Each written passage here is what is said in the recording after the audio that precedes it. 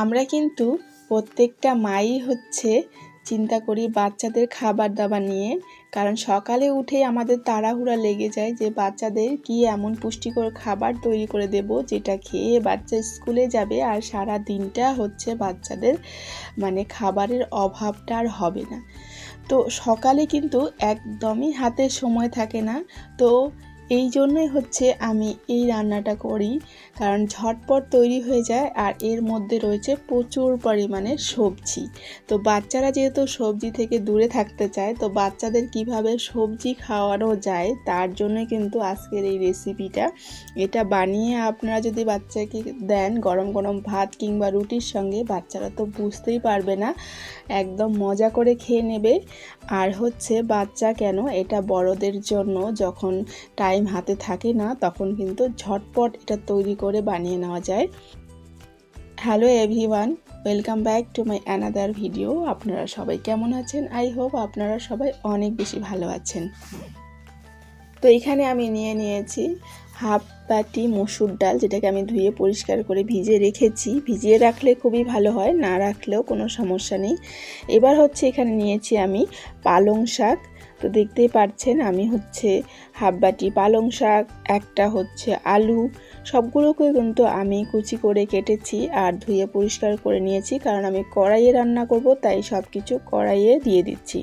এখানে আছে বিনস, তারপরে হাফ টমেটো,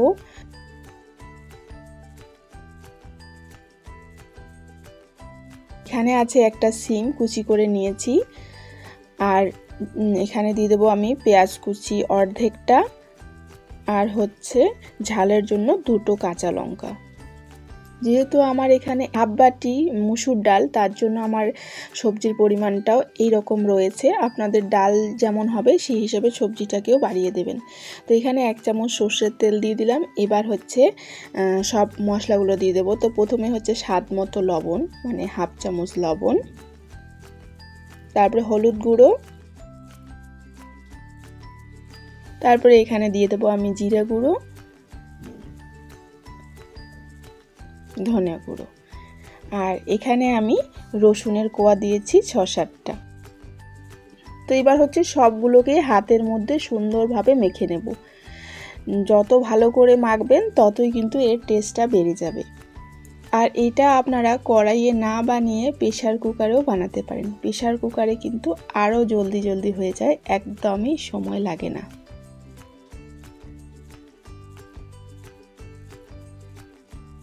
এইভাবে রান্না করে দিলে আপনার বাচ্চা বুঝতেই পারবে না যে এর মধ্যে সবজিও রয়েছে। আপনারা চাইলে আরও কিছু সবজি অ্যাড করতে পারেন যেটা আপনাদের ভালো লাগে, যেমন এখানে গাজরও দেওয়া যেত।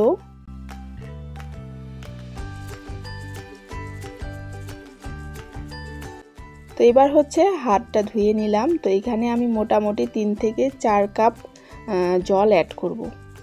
প্রেসার কুকারে দিলে কিন্তু 2 কাপ জল দিয়ে 2টো সিটি দিলেই হয়ে যাবে। তো আমি এখানে জলটা দেখতেই পাচ্ছেন, সবজি আর ডালগুলোকে যেন নিচে যায়, ডুবিয়ে দিলাম জল দিয়ে। এবার গ্যাসটা জ্বালিয়ে দিলাম। এতক্ষণ কিন্তু গ্যাসটা জ্বালানো ছিল না। এবার আমি ঢাকনা দিয়ে 2 মিনিটের মতো একটু হাই ফ্লেমে রান্না করব। তারপরে যখন বলকটা উঠবে তখন ঢাকনাটাকে খুলে এটাকে নাড়াচাড়া করব। মোটামুটি কিন্তু প্রায় অর্ধেকটা সেদ্ধ হয়ে গেছে।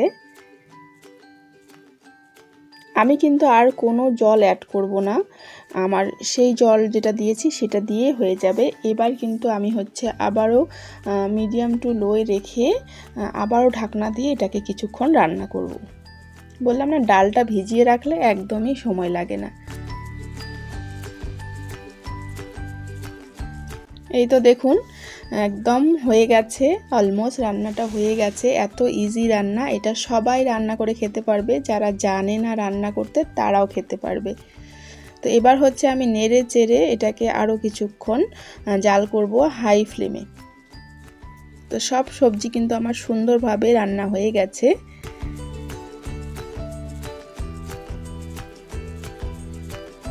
এবার যে জালটা বাড়িয়ে দিলাম, এবার জালটা বাড়িয়ে কিছুক্ষণ এটাকে জাল করব। আর উপর দিক থেকে আমি কিছু ধনেপাতা কুচি করে দিলাম।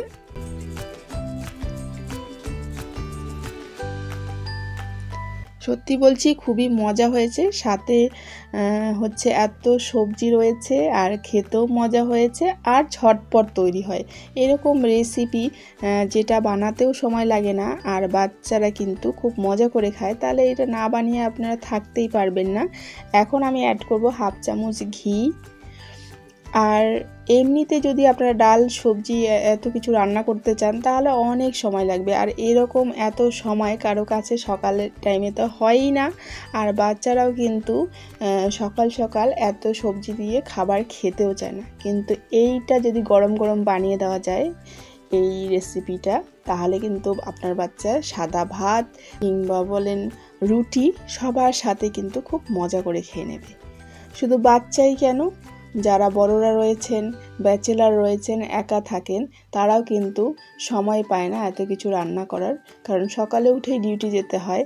তো তারাও কিন্তু এইভাবে ঝটপট প্রেসার কুকারে 2টো সিটি দিয়েই এত সুন্দর একটা হেলদি খাবার বানিয়ে নিতে পারে। আপনাদের কাছে কেমন লাগলো? যদি ভালো লেগে থাকে তাহলে অবশ্যই রেসিপিটা একবার ট্রাই করবেন।